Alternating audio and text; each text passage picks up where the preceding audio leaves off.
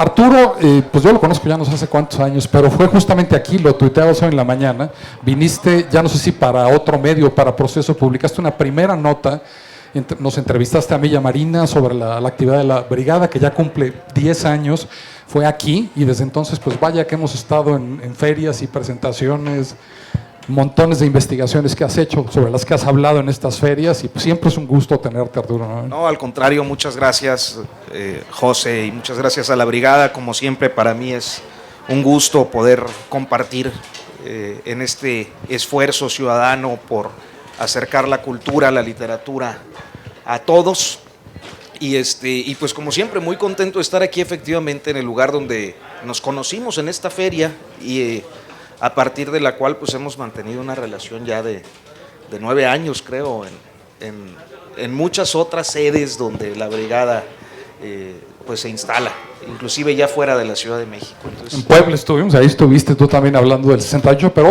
hoy vas a hablar de un tema que creo, para ustedes que ven las mañaneras del presidente, pues ahí Arturo está a pie de cañón muchas veces, y hace un par de semanas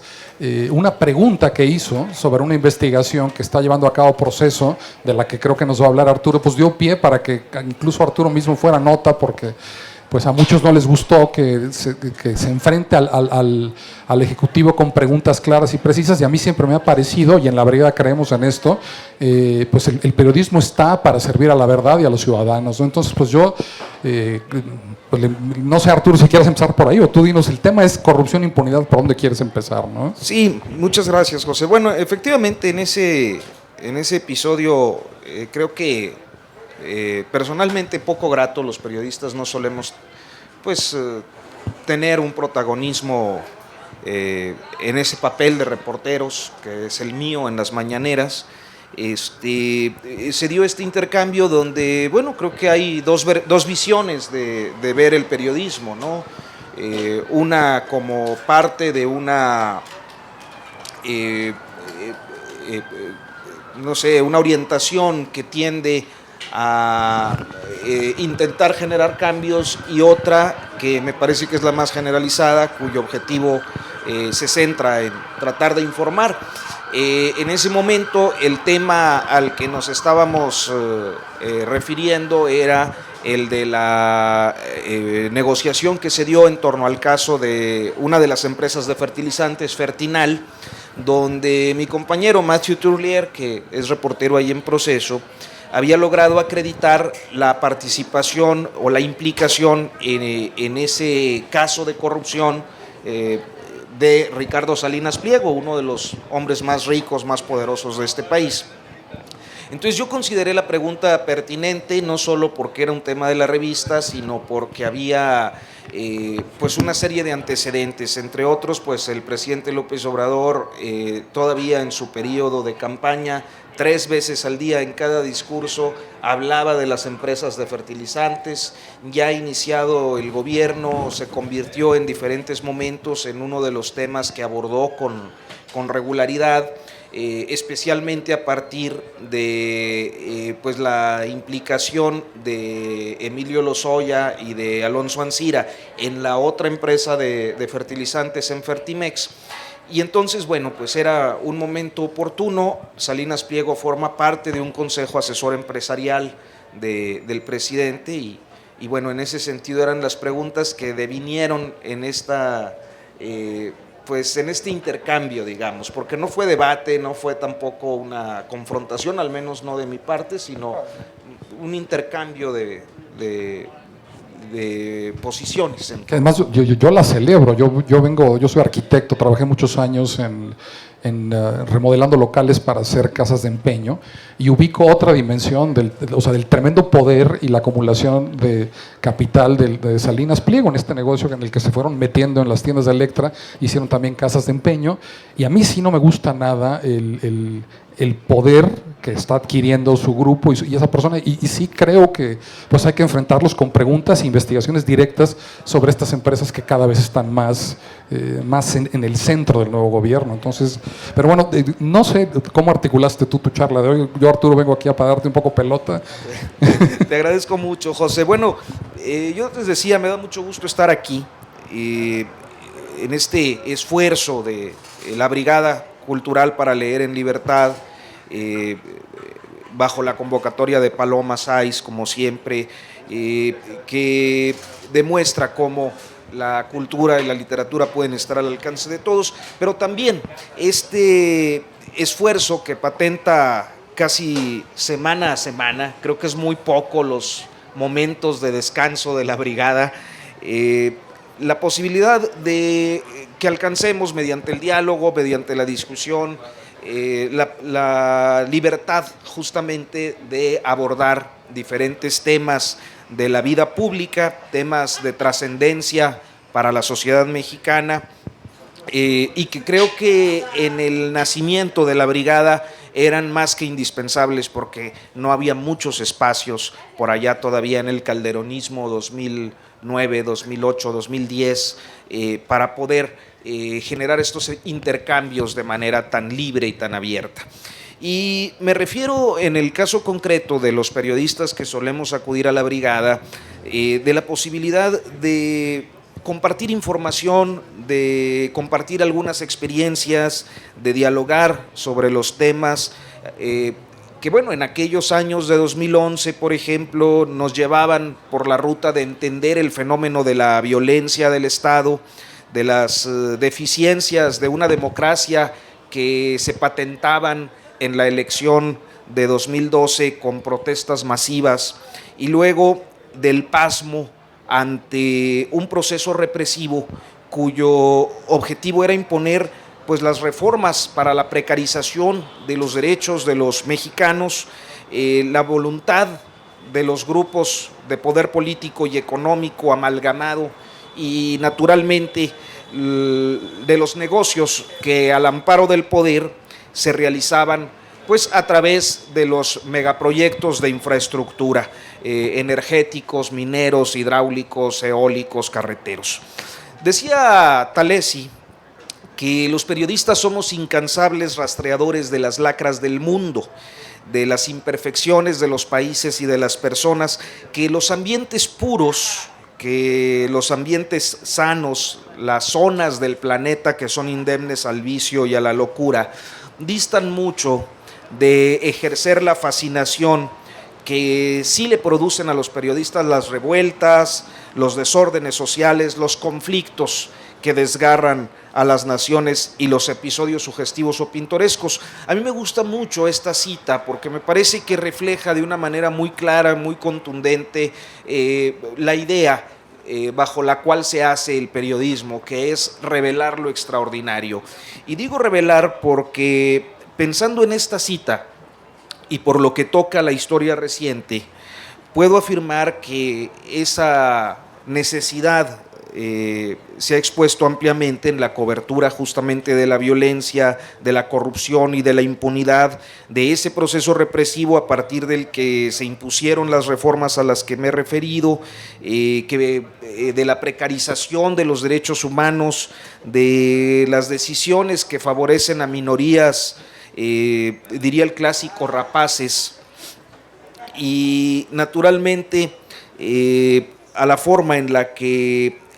se impulsan mediante la violencia que es patrimonio del Estado, en muchas ocasiones de manera oficial, en muchas otras a partir del anonimato que se facilita con las operaciones de la supuesta delincuencia organizada para estos megaproyectos. Entonces, volviendo a la cita de Talesi, que corresponde al arranque de su libro La Gloria y el Poder, decía que para los periodistas lo tenebroso es el juego, lo espectacular su pasión y la normalidad una némesis exasperante, es decir, aquello que un periodista no desea. Y creo, no desea cubrir, naturalmente. Y creo que en esa sentencia hay mucho de razón, ateniéndonos a la definición de lo tenebroso que nos ofrece cualquier diccionario y que encontramos que designa aquello que está oculto, aquello que está entre tinieblas. Lo tenebroso es lo que está entre las sombras, es aquello sombrío, tétrico, un acto que se realiza de manera oculta o con intenciones perversas. Y de ahí que el periodismo trata de aclarar, trata de transparentar, trata de desvelar aquello que está oculto para convertirlo en algo de dominio público, cuando el hecho oculto, naturalmente, es de interés de todos. Y ese objetivo se ha logrado en buena medida a partir de la articulación con grupos de ciudadanos, con movimientos sociales, con expertos, especialistas que han dedicado su trabajo a documentar pues las lacras del mundo, particularmente aquellas con una orientación derecho humanista y que nos han mostrado diferentes panoramas de la realidad más próxima. Y una de esas organizaciones que yo quiero citar hoy es el Comité Cerezo México. Para esto me remonto al 1 de diciembre de 2012, justo en esta avenida, en aquellas redadas para someter a las multitudes que protestaban hasta allá por la Cámara de Diputados, por la toma de posesión de Enrique Peña Nieto y que marcaron el inicio de un periodo de represión contra los movimientos sociales en el país. Todas las agresiones que suelen aplicarse a los movimientos sociales y a sus dirigentes y en contra de defensores de derechos humanos se usaron desde ese día en la Ciudad de México, donde se detuvo a un centenar de personas, 32 de los 100 detenidos tuvieron arbitrariedades plenamente acreditadas, 14 permanecieron presos, otros sujetos a proceso, hubo decenas de heridos. Y uno de esos heridos a la postre murió, fue Juan Francisco Cuy Kendall, un hombre de teatro, un militante de izquierdas, que salió ese día a protestar pacíficamente contra lo que consideraba el resultado de un fraude electoral, cuando un objeto lanzado por las policías, por la Policía Federal, le perforó el cráneo,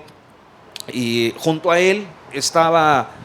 su compañero, también hombre de teatro y de causa, Teodulfo Torres, quien con su cámara captó el momento de la agresión. Cuy Kendall estuvo en un coma inducido durante un par de años quizás, y bueno, pues jamás recuperó la conciencia, murió el 25 de enero de 2014. Mientras Teodulfo Torres, que fue el testigo de los hechos, fue llamado a declarar al Ministerio Público, lo citaron el 27 de marzo de 2013 y nunca llegó porque 5 días antes de la diligencia desapareció, como pues los decenas de miles de desaparecidos en este país. Este ejemplo me parece muy importante destacarlo porque las agresiones, las detenciones arbitrarias, los presos políticos, las ejecuciones extrajudiciales y las desapariciones crecieron a partir de ese día por todo el país hasta acumular alrededor de 6,000 víctimas del proceso represivo. Esa es una cifra escandalosísima, inaceptable en un sistema que aspira o presume tener condiciones de desarrollo democrático. Los informes emitidos por el Comité Cerezo, Acción Urgente para los Defensores de Derechos Humanos y la Campaña Nacional contra la Desaparición Forzada, registraron este incremento extraordinario de víctimas e identificaron cuáles eran los derechos que defendían la mayoría de los casos y naturalmente se concentraban en quienes defendían, o mejor dicho, protestaban contra la reforma educativa, que ejercían el derecho a la manifestación o que se articulaban en defensa de sus territorios. Las violaciones de derechos humanos cometidas entonces contra dirigentes sociales, casi siempre en defensa o en ejercicio de un derecho fundamental, tienen en primer lugar a quienes se oponían a la reforma educativa, en segundo a los que protestaban contra alguna política gubernamental y en tercero a quienes se oponían a los megaproyectos. Las víctimas de la represión peñanietista tuvieron como común denominador haberse opuesto a todo esto, en lo que naturalmente se involucraba una enorme red, una enorme amalgama de relaciones económicas que apuestan su permanencia en el empoderamiento económico, en la acumulación de capital al amparo del poder, a los negocios con el gobierno. Sin duda, el hecho que marcó la administración ocurrió en Guerrero. Digamos que el hecho emblemático fue la noche del 26 al 27 de septiembre de 2014, cuando desaparecieron 43 muchachos estudiantes de la normal Raúl Isidro Burgos, la normal de Ayotzinapa. Esa desaparición que permanece irresuelta y los perpetradores permanecen impunes, fue una condición que se creó a partir de que la Procuraduría General de la República insistió en imponer una verdad construida con deficiencias procedimentales, periciales y a todas luces antijurídicas, es decir, ilegales, para justificar en una verdad histórica lo que el Estado ahí había perpetrado. Y esto fue ampliamente documentado por organizaciones ciudadanas y naturalmente por el grupo interdisciplinario de expertos independientes de la Comisión Interamericana de Derechos Humanos, a la que el gobierno peñanietista terminó prácticamente echando del país cuando sus revelaciones estaban alcanzándolas. Con la desaparición de los normalistas y la inacción gubernamental, hubo nuevas protestas, algunas de estas muy importantes en la Ciudad de México, hubo protestas en el extranjero y, como en las ocasiones anteriores, una vez más el aparato represivo salió a golpear y a desarticular la inconformidad ciudadana momentáneamente. Y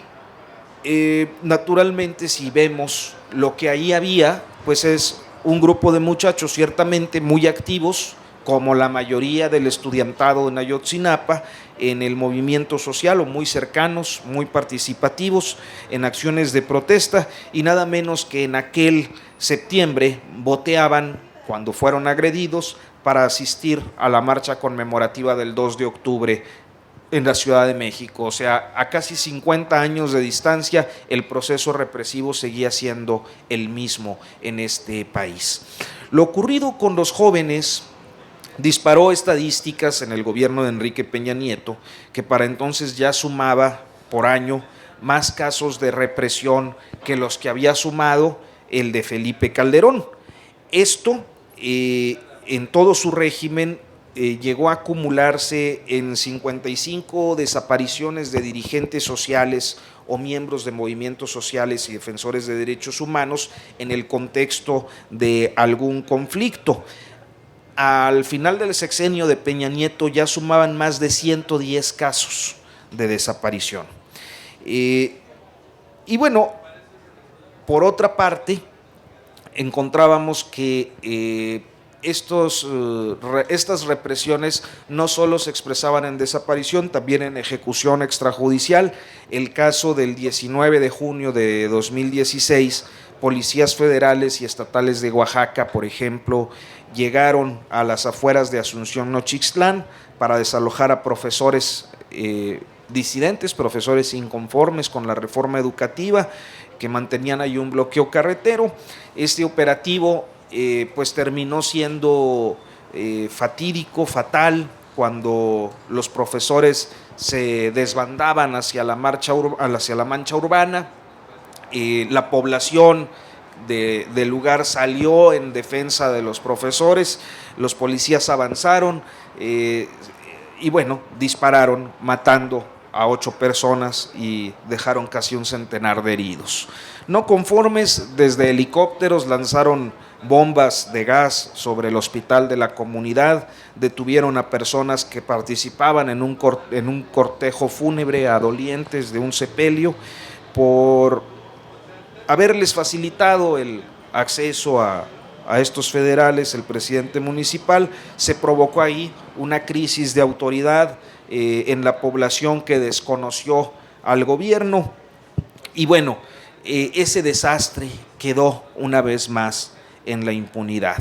¿De qué se trató? Pues fue otro episodio muy notorio de uso excesivo de la fuerza, detención arbitraria y tratos crueles, inhumanos y degradantes contra población que pues se oponía a definiciones o determinaciones gubernamentales. Y así 161 personas que se resistían a reformas o a megaproyectos fueron asesinadas a lo largo del sexenio de Peña Nieto. Mientras esa represión, que en muchos casos era silenciosa, porque se materializaba en pequeños conflictos en muchos lugares del país, e inclusive se registraba de una manera muy silenciosa también en la Ciudad de México, el caso de Ayotzinapa marcaba como preámbulo uno de los momentos más críticos para el peñanietismo y que sin duda en otra vertiente marcó al sexenio, como lo fue la publicación del reportaje La Casa Blanca de Peña Nieto.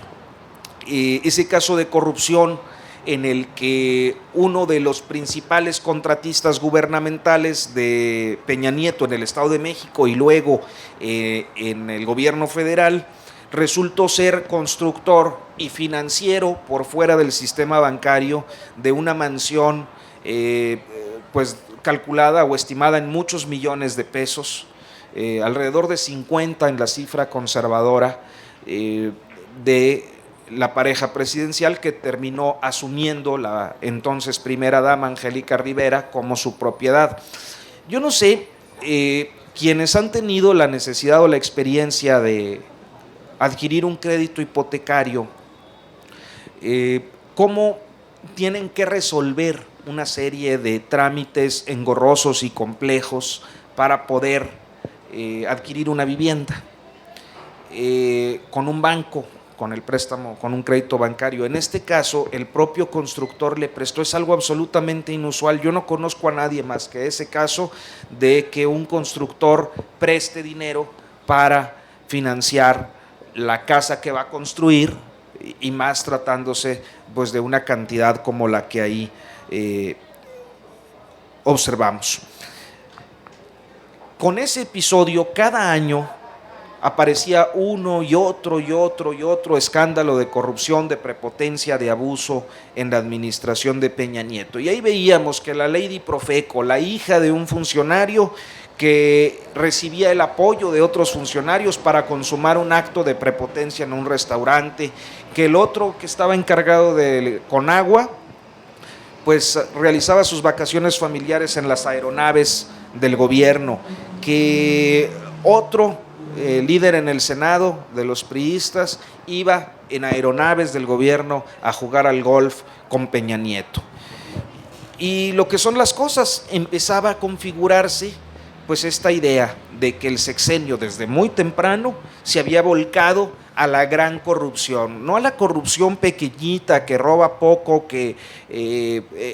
extorsiona a un ciudadano, no porque no sea grave que eso ocurra, sino porque aquí estábamos hablando de millones y millones y millones en todos los ámbitos de la administración pública. En 2017, la Auditoría Superior de la Federación descubrió un esquema financiero de desvío de recursos desde las secretarías de Sedesol y Sedatu, cuyo fin se supone era la operación y movilización y compra del voto en las elecciones. ¿Qué era lo que ocurría? El régimen necesitaba tratar de recuperar terreno electoral en medio de todo ese desprestigio, en medio de toda esa indignación. Y ese esquema, que fue acreditado por la auditoría, fue retomado por diferentes medios de comunicación, de manera muy destacada el portal noticioso Animal Político, que le dio el nombre con el que se popularizó la estafa maestra. No fue suficiente para el régimen frenar su caída,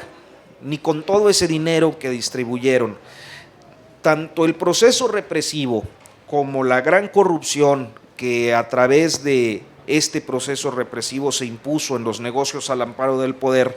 resultaron en una tremenda indignación que, si en el caso de los pueblos que lograron tener una articulación y articular su resistencia y su determinación para resistir, llegaba a más de 200 conflictos sociales, se percibía en el ánimo de la sociedad. Lo que el propio Peña Nieto dijo en alguna ocasión, el mal humor social.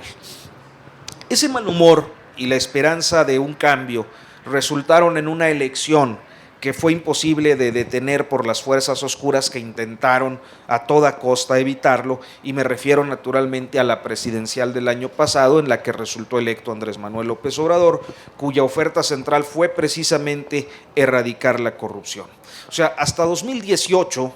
los escándalos nos permitían advertir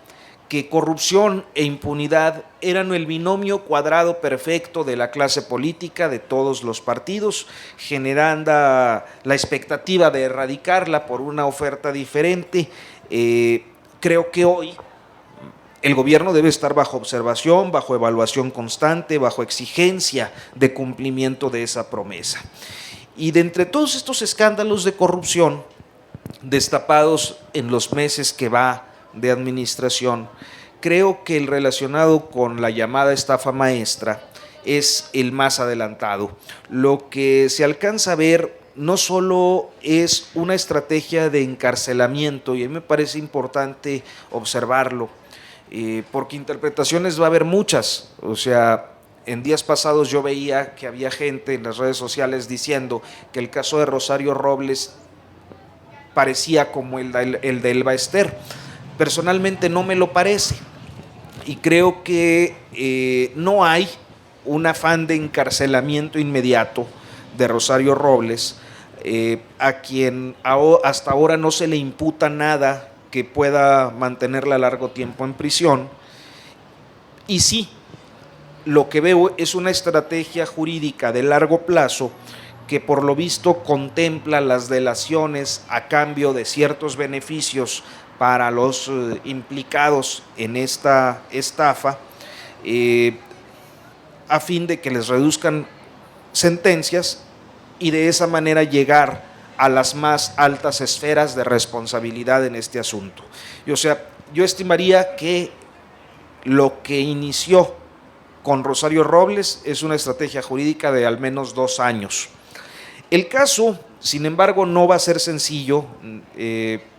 Creo que esta semana, sin embargo, ocurrió un hecho histórico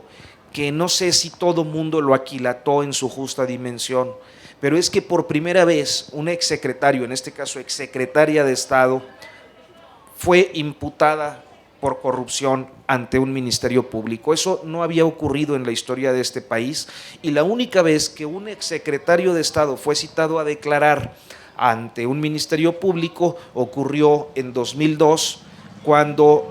fue citado Luis Echeverría por el 2 de octubre de 1968, cuando era secretario de Gobernación. Entonces, estamos ya frente a un primer hecho histórico. Hay naturalmente una necesidad de resarcimiento, de justicia, de eliminación de la impunidad, y junto con los casos de las empresas de fertilizantes a las que ya nos referíamos, el caso Collado e inclusive la detención de altos mandos militares por el huachicol que ocurrió hace apenas un mes y que parece ser también el preámbulo de una escalada hacia más arriba, parece que estamos en esa ruta, en la ruta de destruir lo que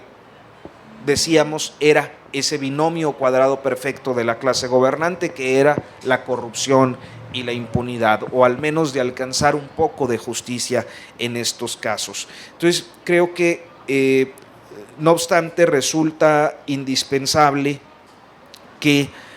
mantengamos esa observación. Creo que a propósito de la pregunta inicial, pues ese es el papel del periodismo, estar revisando, estar equilibrando, estar tratando de ir más allá de lo aparente, de revelar, de encontrar y transparentar lo que está entre tinieblas, entre las sombras, lo tenebroso, para poder pues alcanzar el perfeccionamiento democrático que esta sociedad reclama ya desde hace mucho tiempo. Bueno, pues muchas gracias, José. Gracias.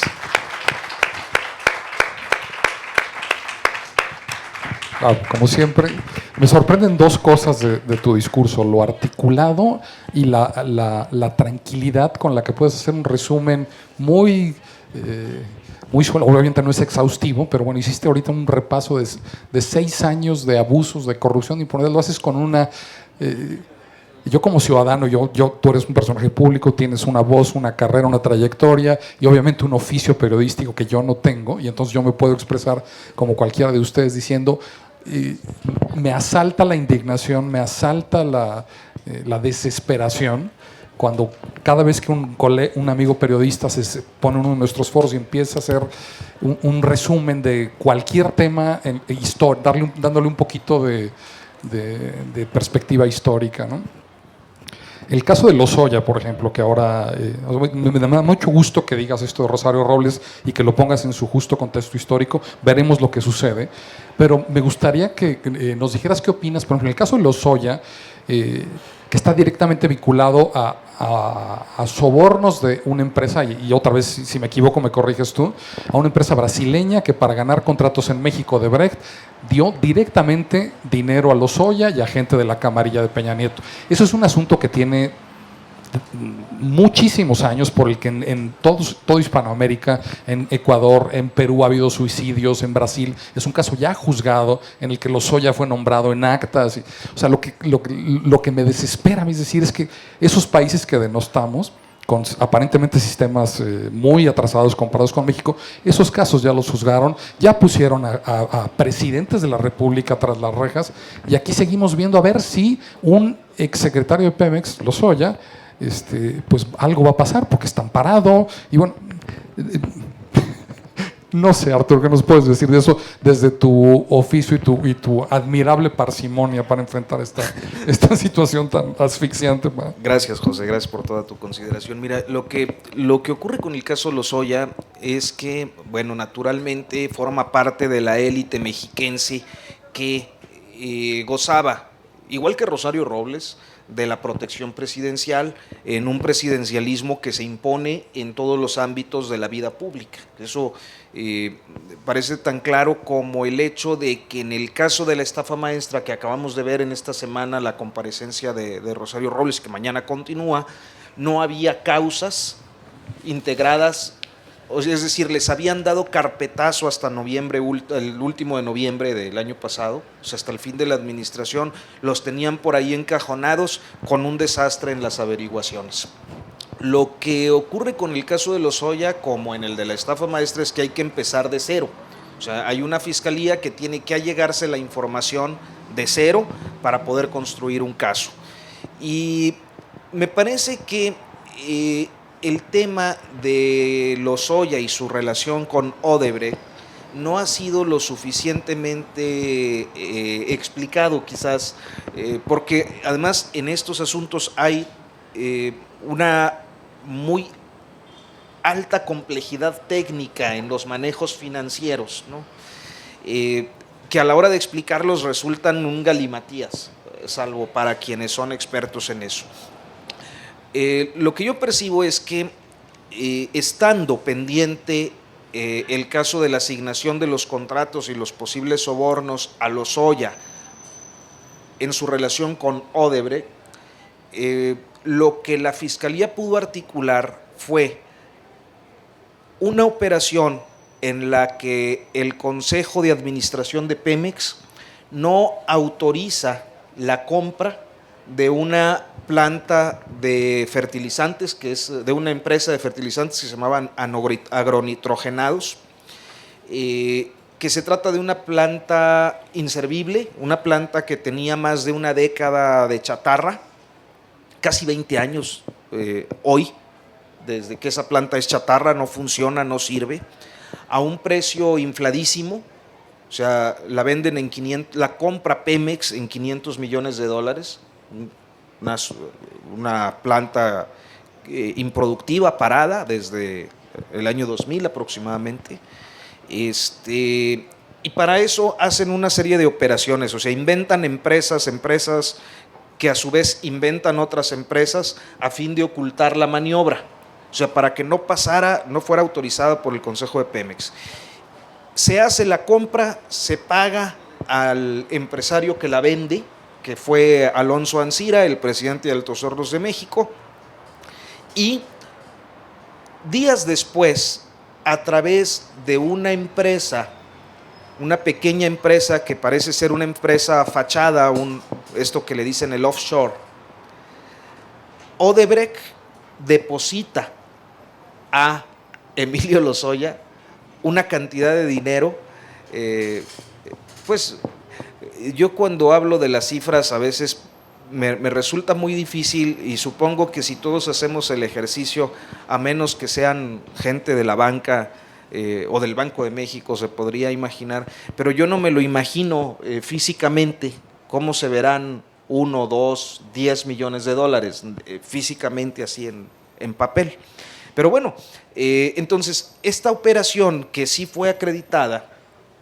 por lo visto implica un depósito de AMSA al offshore, a esta empresa fantasma que es de Odebrecht,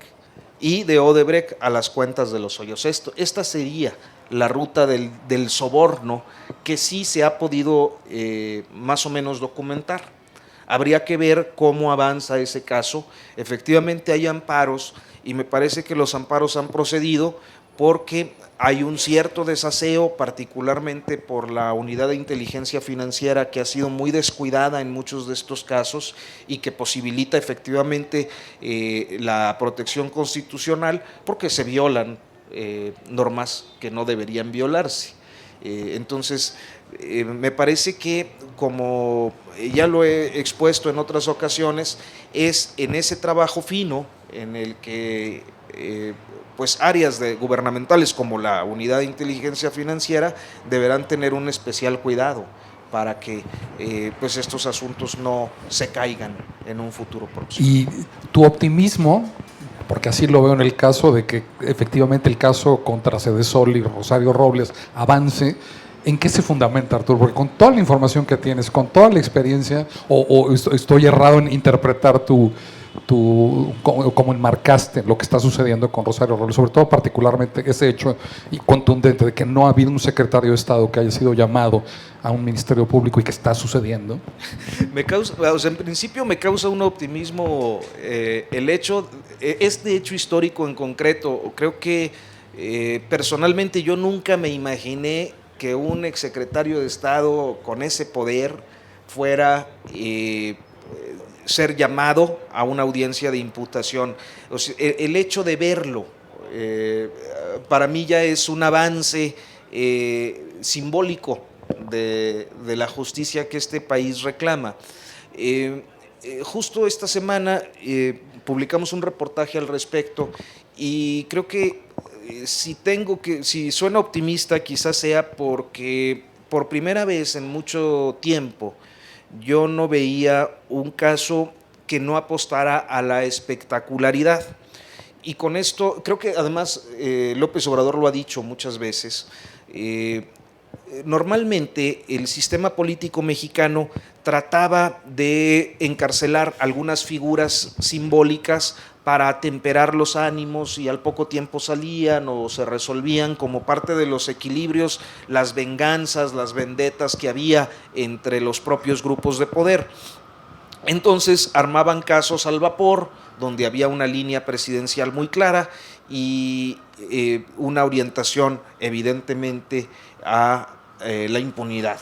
¿no? Errores deliberados, cosas que a final de cuentas resultaban en nada. Lo que yo percibo en este caso concreto es que no le están apostando a la espectacularidad. Seguro va a haber decepción en algunos sectores en los próximos días. Habrá, por ejemplo, críticas a que se le esté imputando un delito que es prácticamente un delito menor, el de ejercicio indebido del servicio público, que es un delito que contempla nada más 7 años, de 2 a 7 años, y por lo tanto podría fácilmente librarla con quizás el pago de una fianza o con el cumplimiento de algún tiempo pequeño en prisión y luego ya el resto de la sentencia en libertad en caso de que resultara responsable. No se le está imputando directamente responsabilidad por los 5,000 millones. Y eso es interesante porque lo que yo percibo es una estrategia que tiene el propósito de jalar ciertos hilos que llevan a otro lugar. O sea, voy a tratar de explicarlo de manera muy sencilla. El delito que se le imputa implica que ella no informó a su superior, y el superior es Enrique Peña Nieto. En cualquier caso, si la imputación se mantiene, ella tendría que decir: sí le informé, lo que nos llevaría necesariamente a traer a Peña Nieto al Ministerio Público para que confirme, en calidad de testigo al menos, si efectivamente supo o no supo y el porqué de la inacción. Esto es, no solo estaríamos viendo a Rosario Robles comparecer ante el Ministerio Público, sino también posiblemente a Enrique Peña Nieto, y a que se dé una ampliación de delitos en los próximos meses. Nos quedan 10 minutos. No sé si alguien de ustedes quiere hacer alguna pregunta a Arturo. Tenemos un micrófono aquí, si quiere pasar aquí para que, es que si no lo dice el micrófono no queda grabado en la cámara, perdón, pero... Sí, yo no estoy tan familiarizado con el caso del Javier Duarte. Lo que ahí, bueno, y en el caso de los desaparecidos me refería concretamente a la cifra de dirigentes sociales y defensores de derechos humanos desaparecidos en el sexenio, que era una cifra relevante en tanto se trata de un proceso represivo que pretendía precisamente encubrir y facilitar los esquemas de negocios al amparo del poder, de reformas estructurales que facilitaban los esquemas de negocios al amparo del poder a lo largo del sexenio pasado. Creo que en el caso de Javier Duarte hay muchísima información, inclusive en el tema de desaparición, que sí está acreditada. Por ahí surgió un reportaje hace 1 o 2 semanas, justo cuando él estaba hablando de su supuesta inocencia, en el que se acreditaba cómo efectivamente no solo había tenido que ver con hechos de corrupción, sino también con hechos de desaparición forzada. Me parece que por lo pronto no estamos necesariamente ante un esquema de impunidad plena, porque pues ese señor está preso.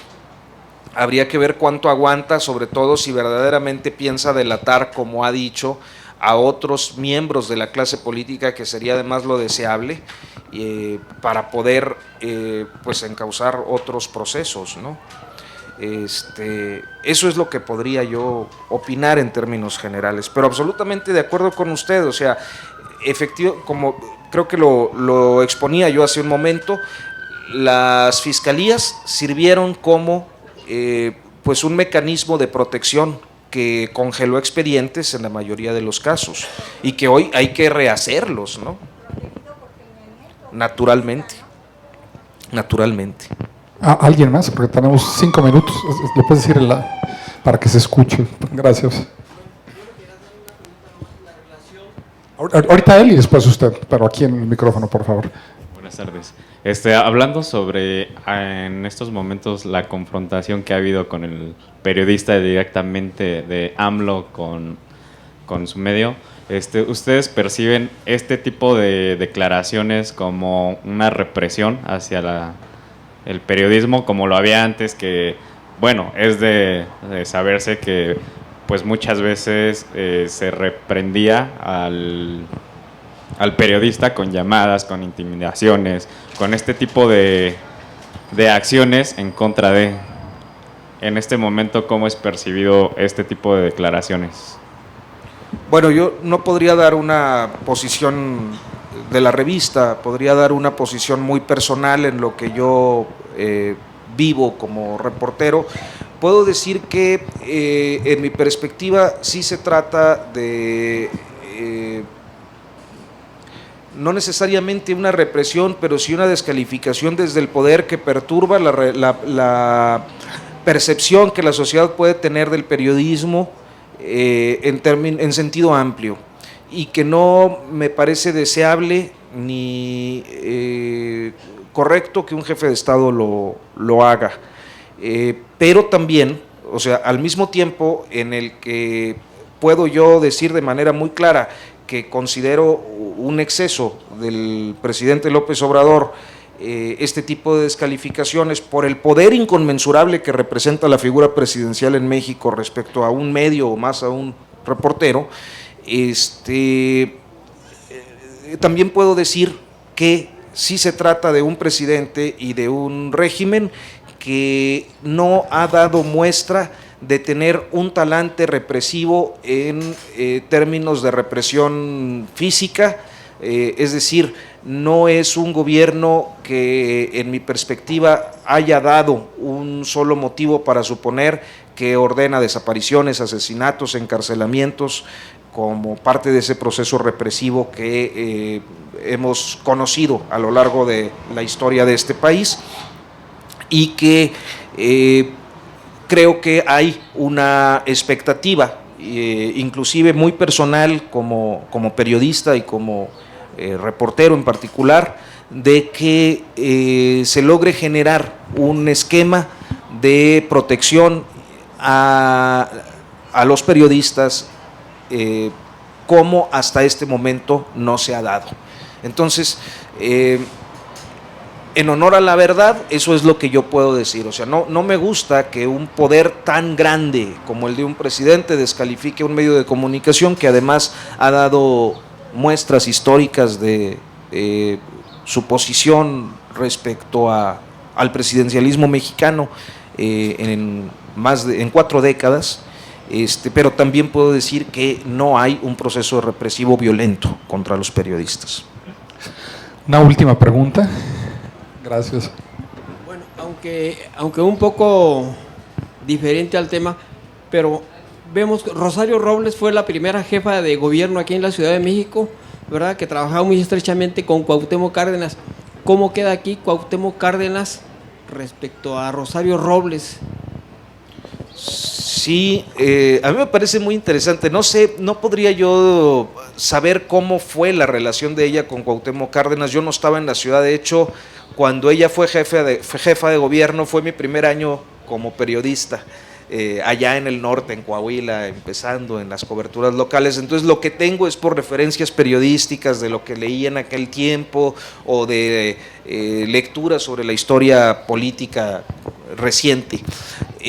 A mí lo que me parece es que la figura de Rosario Robles no solo representa este poder que por primera vez sucumbe ante una actuación ministerial o va a una actuación ministerial imputada por corrupción, sino que para quienes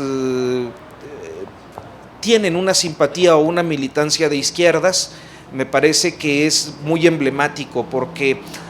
lo que sí yo recuerdo es haber leído cómo se trataba de una figura pública muy representativa por su austeridad personal. Se hablaba, me acuerdo por allá en los 90s, de esa maestra universitaria que tenía un cochecito y un pequeño departamento y vivía con una cuenta bancaria pequeña, como la mayoría de la clase media en este país, y cómo esa historia de sindicalismo y de orientación maoísta devino en hasta convertirla no en una figura reciente de la corrupción en este país, sino una figura que prácticamente desde su incursión en la vida pública nacional, es decir, en ese momento de la jefatura de gobierno, en el momento luego de la dirigencia nacional del PRD, pues dio muestras de un retorcimiento donde la ideología era un parapeto para pues construir un proyecto personal que nos remite naturalmente al escándalo de Ahumada, que nos remite a su implicación en esos casos de corrupción que luego se dieron otra vez en el PRD ya como para la financiación de campañas, como dirigente del PRD, y que ahora la tienen como una de las personalidades más corruptas de ese. Para decirlo de una manera más clara, se trata de una mujer que traicionó el proyecto de empoderamiento de género y también de las izquierdas en este país. Eso es lo que creo. Pues Arturo, muchísimas gracias. Por favor, denle un aplauso. Gracias por compartir tu trabajo. Arturo, lo pueden leer en Proceso tiene un blog, Notas sin Pauta, lo pueden buscar, de veras, busquen su trabajo. Como ya pudieron constatar, es un gran orador y un excelente escritor y periodista. Gracias, Arturo. Muchísimas gracias.